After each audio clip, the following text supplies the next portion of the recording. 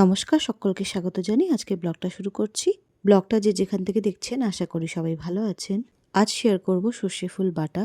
সর্ষে ফুল একটি পুষ্টিকর এবং ঔষধি গুণ সম্পন্ন খাবার, যা সাধারণত শীতকালে প্রচুর পরিমাণে পাওয়া যায়। সর্ষে এমন একটি গাছ যার ফুল, পাতা, বীজ সবকিছুই খাওয়া যায়। হেমন্তের শেষে আমন ধান কাটার পর মাঠে সর্ষে বীজ বপন করা হয়।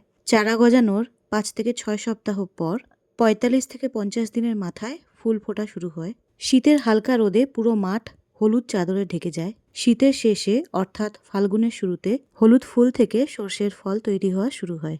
এটি মূলত রবি শস্য, যা শীতল আবহাওয়ায় সবচেয়ে ভালো জন্মায়। সর্ষে ফুল বাটা শীতকালীন একটি সুস্বাদু ঘরোয়া বাঙালি পদ, যা গরম ভাতের সাথে মেখে খেতে দারুণ লাগে। এই একটি পদ দিয়ে আপনি অনেকটা ভাত নিঃসন্দেহে খেতে পারবেন। খুবই কম উপকরণে তৈরি হয়ে যায় এই পদ। লবণ, হলুদ, কালো জিরে, সর্ষে, কাঁচা লঙ্কা, কাঁচা সর্ষের তেল। এই সর্ষে ফুল বাটা আমিষ নিরামিষ দুভাবেই করা যায়। আমি নিরামিষভাবে করছি, রসুন দিয়ে আমিষভাবেও করা যায়। প্রথমে ফুলগুলোকে কচি ডাঁটি সমেত বেছে নেব। তারপর তাদের ভালোভাবে ধুয়ে জল ঝরিয়ে নেব।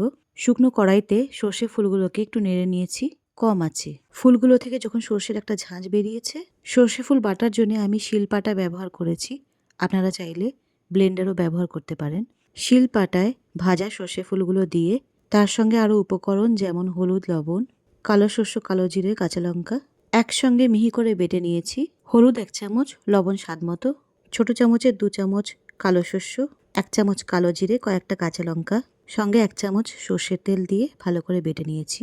স্বাদ বাড়াতে বাটার সময় অনেকে নারকোল কোড়াও ব্যবহার করে থাকেন, তবে নারকোল না দিলেও এর স্বাদ কিন্তু খুবই সুস্বাদু হয়। ওই যে বলে না, তেলে ঝাঁঝে বাঙালি, ব্যাপারটা ঠিক সেই রকমই।